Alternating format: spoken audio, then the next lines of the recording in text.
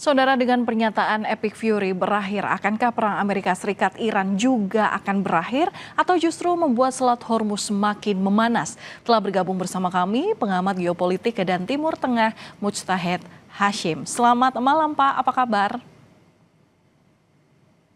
Selamat malam. Selamat malam, Pak. Iya, semoga kabar baik selalu bersama Anda dan juga keluarga. Iya, Pak, jadi Amerika Serikat alhamdulillah. menyebutkan narasi Epic Fury ini berakhir. Nah, ini apakah bisa membuat Iran maju ke meja perundingan dengan syarat yang ditentukan oleh Trump? Ya, gini, Pak, kita sedikit ya flashback ke belakang dulu. Epic Fury, kemudian ceasefire, kemudian negosiasi awal, kemudian juga mencoba negosiasi yang kedua. Sekarang ini sebenarnya mencoba untuk negosiasi yang ketiga. Nah, negosiasi yang kedua ketiga ini kan sebenarnya tidak langsung ya lewat Pakistan dan hanya mengirimkan jawaban-jawaban dokumen secara tertulis, tapi menurut saya itu juga baguslah untuk mengurangi tensi dunia ya. Nah, Epic Fury diumumkan oleh Trump, tapi sebenarnya itu juga belum kuat ya, karena itu kan Trump itu kan di dalam tweetnya ya paling tidak itu ya meskipun ditegaskan juga oleh Marco Rubio, Epic Fury itu adalah asumsi Iran menerima Epic Fury itu selesai, kemudian sekarang fokusnya adalah masalah Hormuz begitu. Tapi kalau kita ngelihat dari pernyataan Trump itu juga efeknya juga sudah luar biasa, menurunkan harga minyak dunia sekitar $10 ya. Yang sebelumnya kan sangat tinggi sampai 112, 113 kan begitu untuk Brent oil ya. Nah, dengan pernyataannya Trump ini yang sangat dramatis tentunya, karena sebelumnya kan 2 hari yang lalu kan dia mengumumkan operasi yang namanya Project Freedom seperti itu, Ya, tapi dan kan ternyata Project Freedom-nya selesai dalam oke. waktu 2 hari.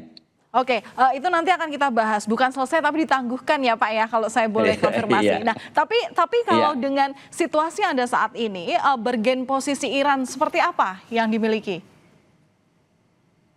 Iran yang jelas kan dia sudah mengumumkan, jadi sebenarnya masalah Hormuz ini sebenarnya dua-duanya itu ya, Iran itu juga juga apa ya Iran itu juga menegaskan sebenarnya tidak ada blokade di Hormuz itu kayak begitu. Cuman Iran minta untuk menghormati kedaulatan atau otoritas Iran di Selat Hormuz. Itu menurut dia adalah bagian dari wilayahnya dia. Nah, sedangkan Trump kan juga berkepentingan bahwa Selat Hormuz harus lancar, Ya. kan gitu.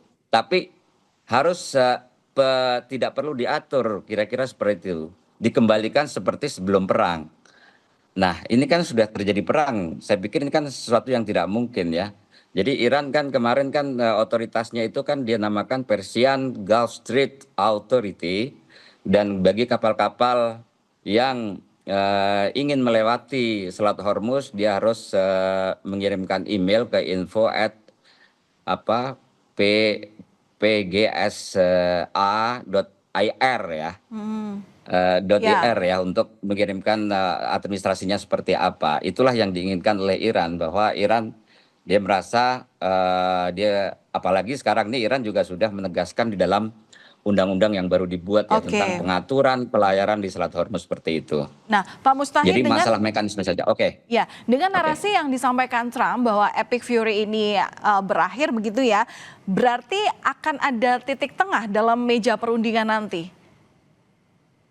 Kita tidak tahu persis seperti apa ya, kita berharap saja. Tapi yang jelas kemarin hari ini kan eh, Menteri Luar Negeri Iran ketemu dengan Menteri Luar Negeri Cina, juga salah satu pembahasannya adalah penegasan tentang bukan hanya sekedar deeskalasi yang sebelumnya itu adalah eskalasi ya, dan Iran banyak dikritik karena dia terjebak dalam eskalasi yang tidak bisa keluar.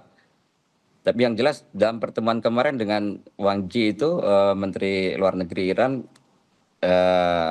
Cina sepakat bahwa segera untuk menyelesaikan kira-kira permanen ceasefire ya, tidak adanya perang, dan juga dan juga mendorong terjadinya kelancaran di pelayaran Selat Ya. Hormuz. Tapi Nah, Menteri Luar Negeri Cina itu menegaskan dia juga menghormati kedaulatan Iran ya. seperti itu. Nah, Ya. kita nggak tahu seperti apa.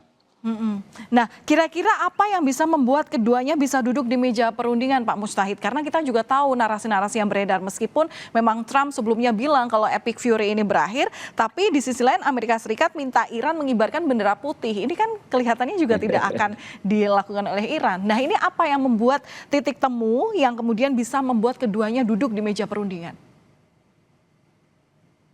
Hah, ya Trump biasa seperti itu ya. Jadi bahasanya selalu bersayap, diikuti dengan ancaman dan itu juga udah dijawab oleh Presiden Iran sendiri kan, minta Iran untuk menyerah, mengibarkan bendera putih, tapi Iran Presiden mengatakan dalam tweetnya bahwa tidak mungkin umat Islam orang Islam itu dia surrender kan gitu, menyerah pada Trump lah kira-kira seperti itu. Kami hanya menyerah kepada Allah Subhanahu wa taala kan gitu. Taslim kepada Tuhan dan kita tidak boleh menyerah apalagi terhadap Trump seperti itu. Bahkan dia juga mengajak itu dalam komunikasinya dengan Perdana Menteri baru Irak Ali Zaidan. Dia mengatakan juga kamu juga Menteri Luar Negeri Perdana Menteri Irak kan gitu. Dia minta untuk segera untuk mengosongkanlah wilayah Irak dari pasukan Amerika kan gitu. Jadi bergennya Iran untuk saat ini, dengan kondisi saat ini apa, Pak Mustahid? Singkat saja.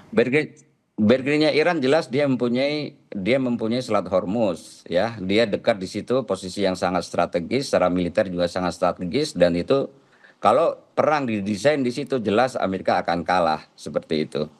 Meskipun banyak pengamat mengatakan bahwasanya Amerika mempunyai keunggulan di bidang teknologi dan juga armada laut, tapi perang yang ditentukan di wilayah situ itu yang mainkan akan Iran pasti. Iran Baik. sudah siap selama 30 tahun. Baik. Kan gitu. Ya. Baik, terima Oke. kasih atas pandangan yang sudah Anda berikan kepada kami di Kompas Malam Kompas TV, pengamat geopolitik dan Timur Tengah Mustahid Hasyim. Terima kasih Pak, salam sehat selalu.